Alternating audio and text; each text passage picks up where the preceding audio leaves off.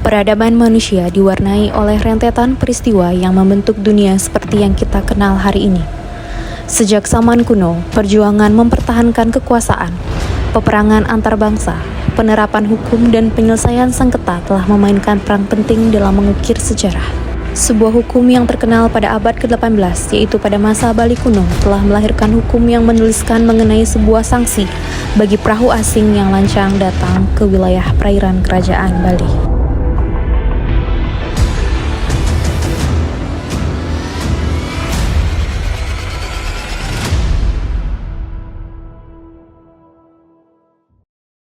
Dimulai dari awal ditemukannya sebuah prasasti kuno, Prasasti Bebetin AI 896 Masehi, dan Prasasti 9 923 Masehi, yang merupakan asal-usul dari adanya istilah hukum tawan karang.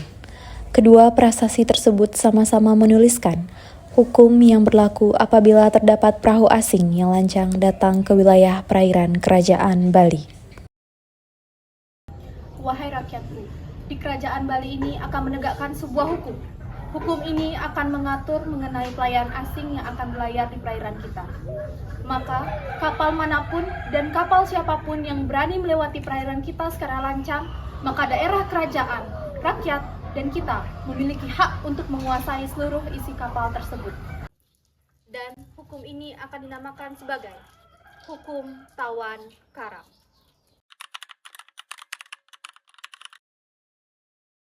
Van den Broek, aku menunjukmu. Pimpinlah rombongan dagang dan berlayarlah ke Bali. Buat pangkalan dagang di wilayah Beleleng.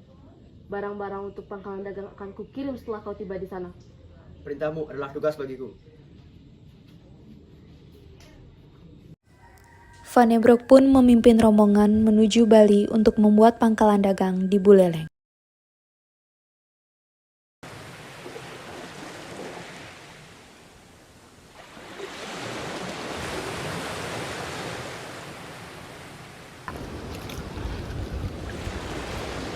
Tuanku, perjalanan kita menuju Beleleng masih sangat jauh sekali. Bagaimana ini?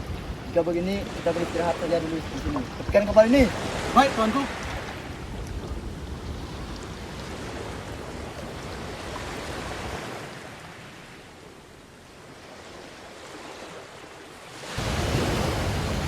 Kau lihat di sana, ada sebuah kapal. Sepertinya itu kapal asing.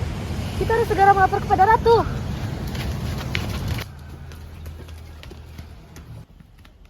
Ratu, kami ingin melaporkan bahwa ada kapal asing yang mendarat di wilayah perairan kita. Benarkah? Siapa mereka? Sepertinya itu dari bangsa barat, Ratu. Panglima, bawa pelayar asing itu ke hadapanku. Baik. Belanda pun tiba di Bali, tanpa mengetahui bahwa di kerajaan Bali menegakkan sebuah hukum tawan karang. Setibanya Belanda di pesisir, mereka dihadang panglima yang diutus oleh Ratu Kerajaan Bali. Hei kalian, karena kita bisa mencari tempat istirahat di sini. Mari ikut bersamaku untuk menghadap kepada Ratu. Ya, dia adalah pimpinan kami. Apa kita yakin akan mengikuti mereka? Kita ikuti saja mereka. Ambil jebakan biasa. Hei, jaga sikapmu. Aku adalah Jenderal Van den Broek.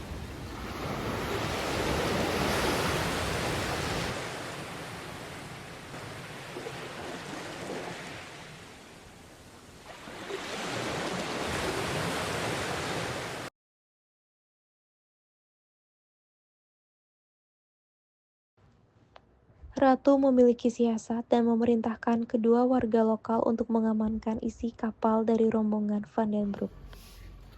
Wahai Yang Mulia Ratu, sesuai perintah, hamba sudah membawa pelayar asing yang mendarat di perairan kita. Apa tujuanmu datang ke wilayahku? Aku adalah Jenderal Van den Broek. Aku kesini untuk membuat pangkalan perdagangan di daerah Buleleng. Hei, apakah kau tidak tahu di Bali menegakkan sebuah hukum tawan karang? Apa pentingnya bagiku? Hei, jaga bicaramu kepada Ratu.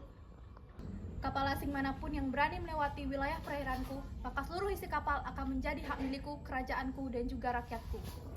Hukuman macam apa itu? Ini penipuan. Kau sudah berani datang ke wilayah ini, maka kau harus mengikuti hukum yang ditegakkan di sini. Cih,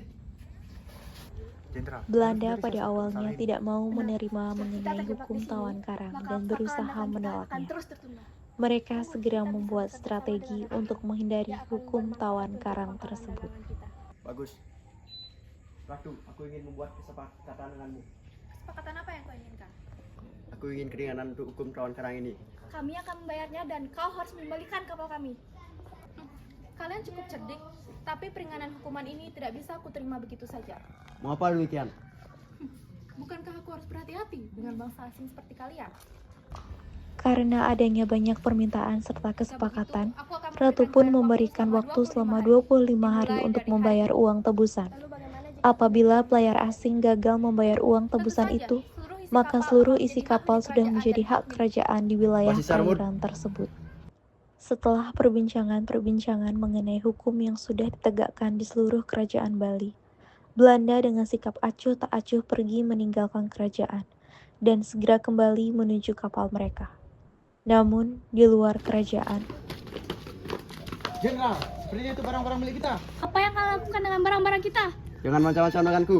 Kembalikan barang-barang milik kami. Inilah hukum tawan karang. Jangan macam-macam di wilayah Ratu. Jenderal, sepertinya kita harus berbicara dengan Ratu itu lagi. Ah, Van den Broek pun kesal atas siasat yang telah dilakukan oleh Ratu.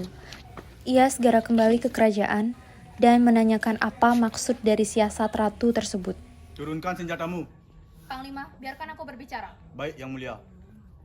mengapa rakyatmu mengambil barang-barang kami? Aku yang memerintahkannya. Bukankah kau memberikanku waktu selama 25 hari?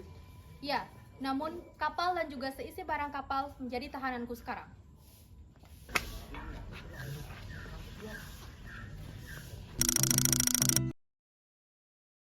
Aku ingin hukum tawan karang ini dihapus sepenuhnya. Bukankah kau mengatakan bahwa kau sanggup untuk membayarnya? Ah,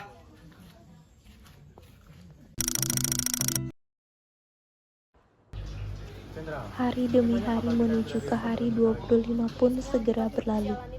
Namun Belanda masih tetap berusaha agar hukum tawan karang ini dihapus aku sudah muak karena dengan semua cukup ini. Kita merugikan serang kerajaan pihak itu. mereka. Lagi pula, senjata Nurul Namun, tidak akan mungkin kalah. penghapusan hukum tawan karang masih tidak bisa diterima oleh kerajaan dan juga warga lokal Bali pada saat itu.